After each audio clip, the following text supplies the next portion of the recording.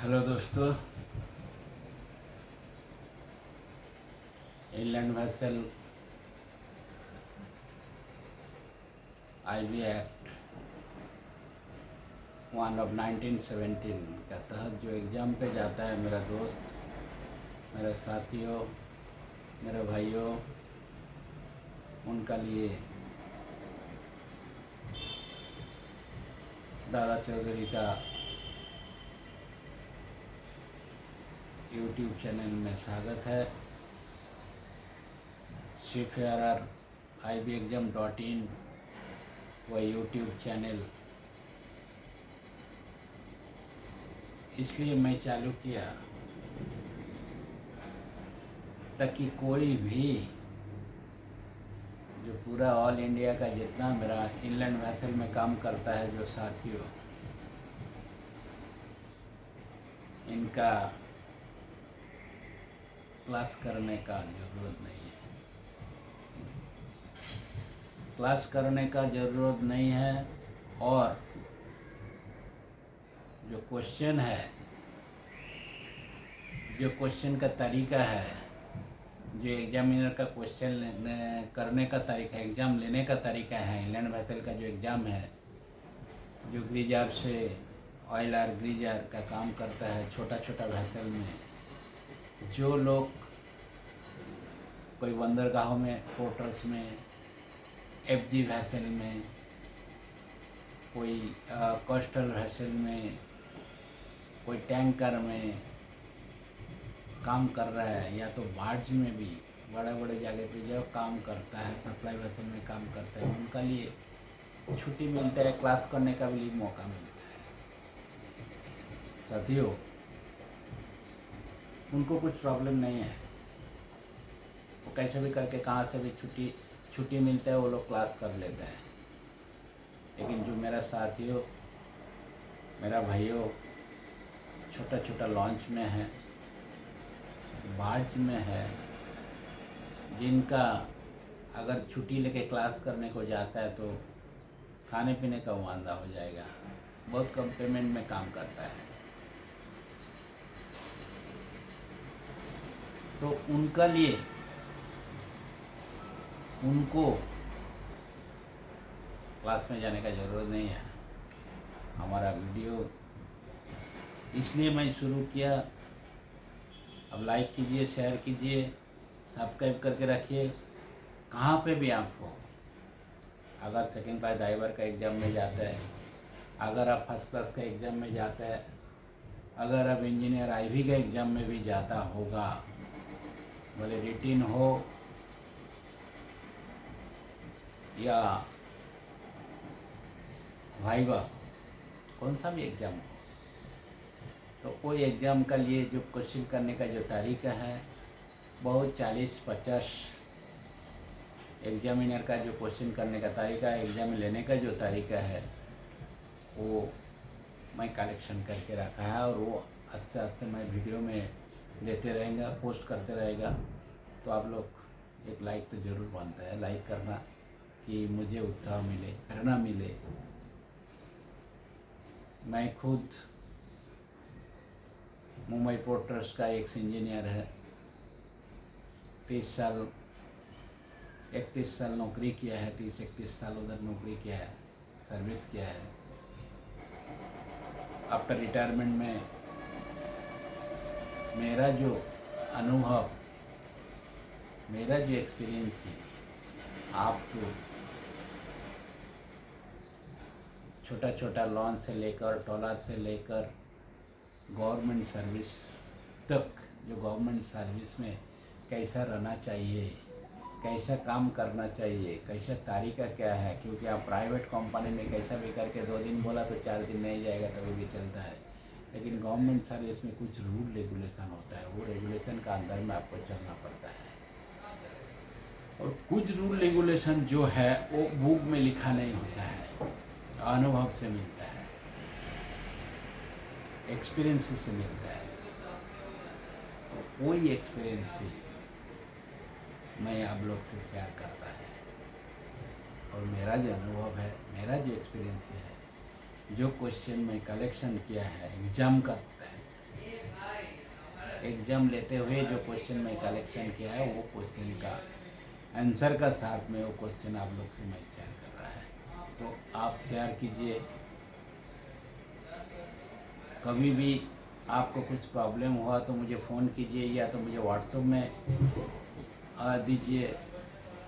कुछ भी प्रॉब्लम है इनलैंड वेसल का कानून कायदा से लेके एग्ज़ाम तक, पहले एमएमडी का एग्ज़ाम होता था, बाद में एमएमबी मुंबई में एमएमबी का एग्ज़ाम लेने को लगा, फिर अभी तो सर्विस प्रोवाइडर सीफेयर ट्रस्ट को दिया।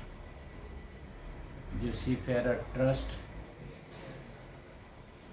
जिनका हेड ऑफिस है बेलापुर में मोइरस चैम्बर में, तो उनको दिया है। अब एग्ज़ाम उन्होंने प्रोवाइडर सर्विस प्रोवाइडर है तो उन्होंने एग्ज़ाम का कंडक्ट करता है। अभी चारी तरफ कलकत्ता से लेके कोलकाता से लेके चेन्नई से लेके कारवार काकीनाडा सब एग्ज़ाम कंडक्ट करता है। तो आप लोग भले कहाँ पे भी हो, इंटरव्यू के लिए भी आपको काम पे आएगा। मैं लास्ट वीडियो में आप लोगों को बताया, जो प्रेशर के बारे में बताया, कहाँ कितना प्रेशर है, तो वो मैं बता चुका हूँ। तो आज आप लोगों को मैं इसका टेम्परेचर क्लियरेंस का बारे में बताएगा। टेम्परेचर भी हो गया, प्रेशर भी हो गया, क्लियरेंस के लिए बताएगा कहाँ कितना क्लियरेंस आप रखेंगे। आप हाथ से अगर काम खुद करता है, मैकेनिक का भरोसा नहीं करता है, तो कहाँ कितना तक क्लियरेंस रखेगा, ये आपको जानकारी रहेगा तो आप खुद भी रख सकते हैं, खुद भी काम कर सकते हैं। तो इसके लिए आप ध्यान से सुनना और आप दूसरा को भी शेयर करना। दूसरा को हमारा वीडियो लिंक दे देना, आपका जितना दोस्त लोग हैं दे देना। तो इतना में अगर दे दिया तो ज़्यादा लोग देखते रहेगा, तो उसमें मेरा भी उत्साह बढ़ेगा। मैं भी वीडियो डालते रहूँगा जब तक एग्ज़ाम, अभी तो एग्ज़ाम कहाँ पे भी शुरू नहीं हुआ, तो मैं भी वीडियो डालते रहूँगा। तो प्लीज़ आप भूलना मत शेयर करने के लिए। अगर कभी भी कुछ प्रॉब्लम आए तो 9819631432 में फ़ोन करना। तो आज जो क्लियरेंस है वो मैं बताता है। इंजन असेंबल का जो क्लियरेंस है, गैप सीवी पॉइंट आता है। वो सीवी पॉइंट किधर आता है? Contact breaker point. जो सीवी पॉइंट है वो CV point, contact breaker point, CV point का जो गैप है, वो सीवी पॉइंट का गैप कितना है? पेट्रोल इंजन का लिए है। सीवी पॉइंट का गैप है थाउ में 16 से लेके 18 थाउ। तो थाउ का एक थाउ का कितना इंच, एक थाउ का कितना एमएम, वो भी मैं बता दूंगा क्लियरेंस के इसमें। तो अभी जो क्लियरेंस का है 16 से लेके 18 थाउ, तो 0.4064 से लेके 0.4572 एमएम में कितना होता है? 16 से 18 थाउ का एमएम में कितना देने का? 0.4064 से लेके 0.4572।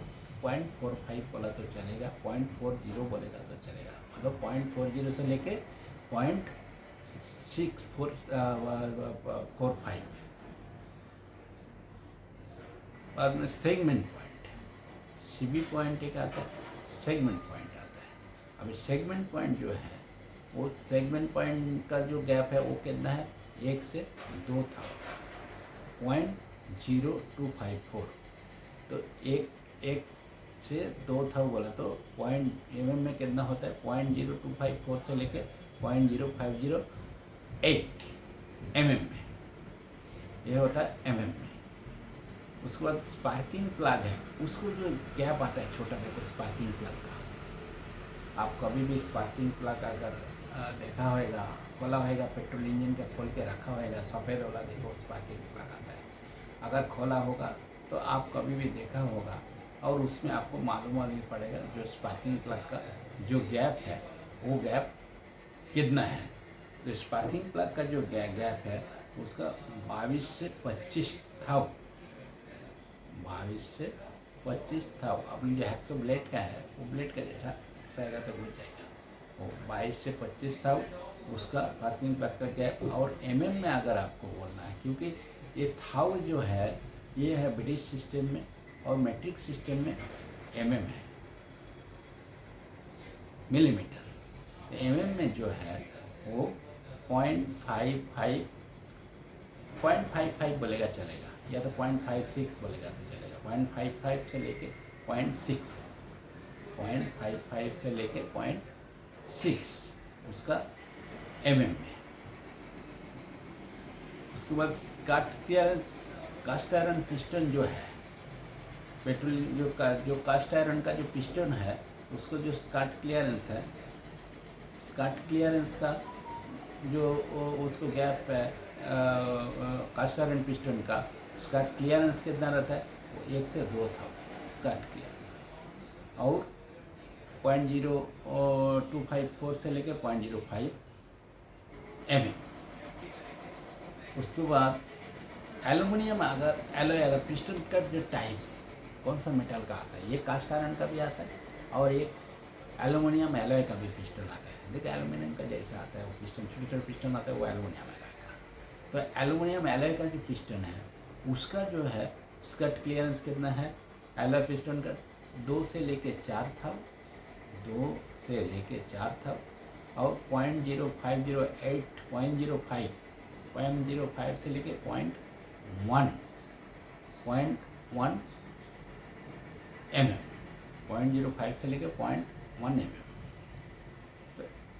तो रेडियल 6 इंच अभी रेडियल क्लियरेंस, जब रेडियल क्लियरेंस रहता है वो सिलेंडर का बोर का ऊपर से रहता है। जैसा सिलेंडर का जो बोर है उसको एरिया कितना है, सिलेंडर का बोर का एरिया अगर 6 इंच है, 6 इंच बोर का सिलेंडर होगा तो उसका रेडियल 2 से 4 था वो रेडियल क्लियरेंस।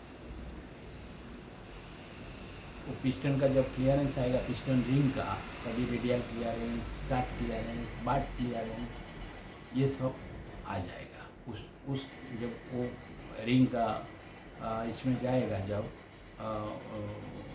पोस्ट करेगा, जब रिंग का अपलोड करेगा, तभी ये रिंग का क्वेश्चन में ये सब आ जाएगा। रेडियल क्लियरेंस किसको बोलते हैं, बाट क्लियरेंस किसको बोलते हैं, स्काट क्लियरेंस किसको बोलते हैं। जो वो रिंग का जितना क्लियरेंस है वो कौन सा क्लियरेंस आता है वो सब मैं डिटेल बता दूँगा। और पिस्टन भी कितना टाइप का आता है वो बता दूँगा। तो अभी सिर्फ क्लियरेंस में बता के जाता है, ज़रा ध्यान पे रखना, बायट करके रखना। रेडियल क्लियरेंस हो गया 6 सिलेंडर, अगर 6 इंच का बोर होएगा, पिस्टन सिलेंडर का बोर जो 6 इंच होएगा तो उसका 2 से 4 था, उसको 0.05 से लेके 0.1 एमएम, 0.05 से लेके 0.1 एमएम रेडियल क्लियरेंस 6 इंच का बोर अगर होएगा। मेन एंड बियरिंग का जो बिगिन बियरिंग है उसको क्लियरेंस कहता है। मेन बियरिंग बिगिन बियरिंग का क्लियरेंस कैसा लेगा, अगर 4 इंच का बोर होएगा तो पर इंच कितना है, 2 था प्लस 1 था। तो अगर 4 इंच का बोर होएगा, 4 इंच का बोर होएगा, पर इंच 1 से 2 था लेगा। 4 इंच का मतलब 4 इंच अगर बोर पिस्टन का जो बोर है, जो बोर 4 इंच वाला है तो कितना, या तो 6 इंच वाला बोर पकड़ लो, पहले बता दिया था 6 इंच वाला बोर तो 8 था होएगा। मतलब 6 इंच का 6 एक था करके और उसको एक्स्ट्रा 2 था, 8 था। अगर 6 इंच बोर होएगा तो 8 था, और 4 इंच बोर होएगा तो 6 था। पर इंच 1 था प्लस 2 था, वो आप दिमाग में रखने का।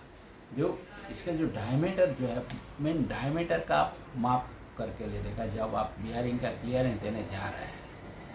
जो बियरिंग का क्लियरेंस देने जा रहा है, आपका जो क्रैंक का बोर, आपका सिलेंडर का बोर, जो क्रैंकशैफ्ट का जो जहाँ पे जो मेन बियरिंग बैठता है वो क्रैंकशैफ्ट का जो उसको कितना इंच का क्रैंकशैफ्ट है वो देखने का। तो ये दोनों बैठेगा, उसको एक्स्ट्रा 2 था दे देने का। वो हो गया बिगिन बियरिंग और मेन बियरिंग। बिगिन बियरिंग बैठता है क्रैंक पिन में, मेन बियरिंग बैठता है क्रैंक जार्नल में। क्रैंक शाफ्ट का जो क्रैंक जार्नल आता है वो जार्नल जर्नल में बैठ जाता है अपर अप और लोअर अप बेयरिंग, अपर अप बेयरिंग। तो ये बेयरिंग बैठ जाता है मेन बेयरिंग। और जो क्रैंक पिन आता है, क्रैंक पिन में कौन बैठता है, वो बिग एंड बेयरिंग बैठता है। ओके, तो और उसको चेंजिंग क्लियरेंस, अगर बेयरिंग तो अब लगा दिया, पारिश डायमीटर 2 था, 1 था प्लस 2 था एक्स्ट्रा, लेकिन उसको चेंज करने का कभी, उसको चेंज करने का पारिश डायमीटर जब 2 था हो जाएगा, या तो 3 था हो जाएगा पारिश डायमीटर। तो बोला तो आप अगर फिट किया तो समझो 5 में, अगर 15 हो गया था तो तभी आपको चेंज करना पड़ेगा। तो ये चेंजिंग क्लियरेंस कितना है, पारिश डायमीटर 2 से 3 था, तो 4 इंच अगर डायमीटर रहेगा, सेफ्ट का डायमीटर 4 इंच होएगा क्रैंक सेफ्ट का, तो 12 था में आप चेंज कर देने का, नहीं तो खटखट आवाज़ आते रहेगा। तो 0.07 से लेके 0.3 mm, 0.07 से लेके 0.3 mm। अभी ऑयल फिल्म क्लियरेंस, जो ऑयल फिल्म क्लियरेंस है, ऑयल फिल्म बोला तो एक बेयरिंग का अंदर में फिल्म बनता है, तो बेयरिंग घिसता नहीं, वो फिल्म का अंदर ही शाफ्ट चलते रहता है। फिल्म बोला तो एक पर्दा, एक परत बन जाता है, उसका अंदर ही शाफ्ट चलता है, नहीं तो बेयरिंग के साथ में घिसेगा, बेयरिंग के साथ घिसता नहीं। इसके लिए वो क्लियरेंस रखता है हम लोग। क्लियरेंस क्यों रखता है, जो बेयरिंग के साथ में नहीं घिसना होता है, इसके लिए। तो ऑयल फिल्म के कितना 6 इंच डाया के लिए 20 मिनिमम 20 से 40, 20 से 40 मतलब 0.5 से लेके 1 mm तक, 0.5 से लेके 1 mm तक ऑयल फिल्म क्लियरेंस उसको बोलता है। जो ऑयल जो है लूब ऑयल है, उसको जो फिल्म बनता है वो कितना जाड़ा बनता है, वो उतना ही बनता है, उसका अंदर ही शाफ्ट घूमता रहता है, वो बेयरिंग में टच नहीं होता है, जो फिल्म का अंदर घूमता है। इसके लिए ऑयल देना जरूरी पड़ता है। ओके, उसके बाद जो बास्टिंग डिस्क, ये किधर रहता है बास्टिंग डिस्क? बास्टिंग डिस्क जो है, जो हम लोग हवा लेता है, देखो एयर लेता है, तो ये जो हवा लेता है, वो हवा लेता है, जो वो एयर बॉटल है उसमें बास्टिंग डिस्क रहता है। एयर बॉटल या तो एयर टैंक में वो कितना बास्टिंग डिस्क, ये तो कूलर में रहता है, कूलर में रहता है, जो एयर कूलर है, जो वाटर कूलर में रहता है, जो बास्टिंग डिस्क कूलर में रहता है, ज़्यादा से ज़्यादा कूलर में रहता है। तो वो क्यों रखता है बास्टिंग डिस्क? जो बास्टिंग डिस्क 6 से 7 था मोटा है, जाड़ा कॉपर का आता है या तो गन मेटल का आता है, तो वो फट जाएगा, लेकिन कूलर फटेगा नहीं। या तो एयर कूलर हो जाए, कौन सा भी कूलर नहीं फटेगा, बास्टिंग डिस्क टूट जाएगा, या तो टैंक में बास्टिंग डिस्क टूट जाएगा। 6 से 7 था मोटा है, जाड़ा है, और उसमें mm में जाएगा। अगर mm में जाएगा तो वो कितना है, 0.15 से लेके 0.17 तक। तो दोस्तों, इसका आगे मैं कंटिन्यू रखेगा क्लियरेंस। तो आज इतना तक है, आप भूलना मत, आप शेयर करना और सब्सक्राइब करने के लिए भूलना मत। Thank you.